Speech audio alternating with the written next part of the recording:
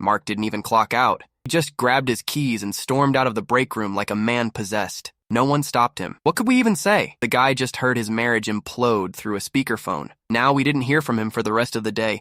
He didn't answer calls or texts. And you gotta understand, this was the guy who never missed a shift.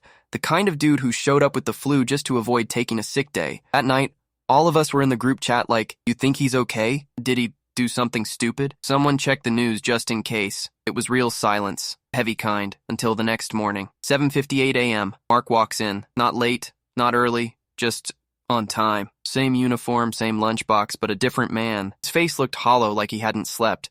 Eyes bloodshot, skin pale. Didn't look mad anymore. He looked numb. He sat down at his station. Didn't speak to anyone. Didn't even acknowledge us. We all just exchanged looks like, do we ask? Do we wait? Eventually, someone broke the ice. Quietly. Like you're asking a soldier how war was. Hey, how'd it go, man? Mark let out this laugh. The kind that isn't funny. Just broken. She was still in bed when I got there, he said.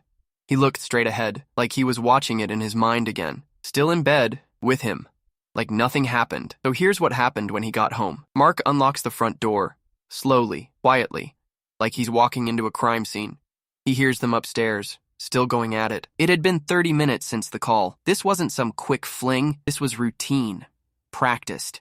He walks up the stairs, every step shaking with adrenaline. He said he didn't even feel human at that point, just pure rage. Like his soul had stepped out and handed his body a baseball bat. But here's the crazy part. He doesn't barge in. He stops, listens, takes it all in, and opens the door calmly. They both freeze like mannequins. She scrambles to cover herself. The other guy just grabs his clothes and stares, wide-eyed.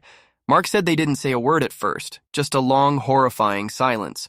Then she tries to lie. It's not what it looks like. You ever hear something so ridiculous it makes you laugh even while you're dying inside? That was Mark in that moment. He just shook his head and said, you butt-dialed me. I heard everything. You moaned my name while calling someone else's. He said her face turned ghost white, like she saw a demon crawl out of her own guilt. He didn't hit anyone, didn't scream, didn't cry, just walked to the dresser, opened a drawer, and started packing. She begged. The guy mumbled something like, I didn't know she was married, and tried to escape like a cartoon character tiptoeing off a cliff. Mark didn't even look at him. You two can finish. I'm just grabbing my stuff. And that's what broke her. Not the anger. Not the shame. It was the coldness, the way he checked out emotionally like flipping a light switch. She kept saying she was sorry, that it was a mistake, that she was drunk, that they were on a break. Every classic line from the cheater's playbook. But Mark, he was done playing the fool. Over the next few days, word got around. You know how it is.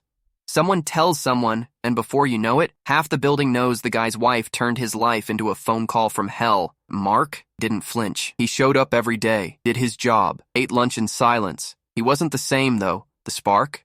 Gone. But the respect? Through the roof.